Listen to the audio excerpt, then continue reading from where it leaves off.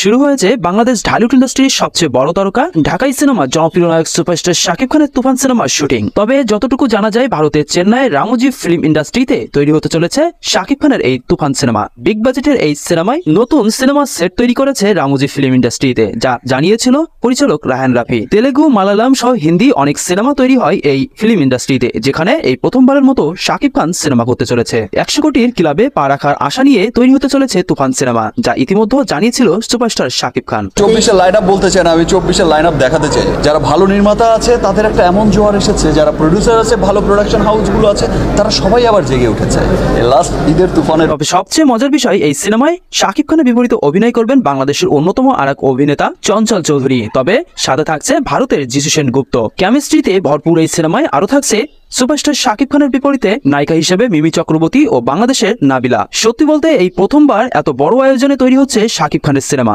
প্রিয় দর্শক, শাকিবের পরবর্তী আপডেট জানতে চ্যানেলটি সাবস্ক্রাইব করে পাশে থাকুন। ধন্যবাদ।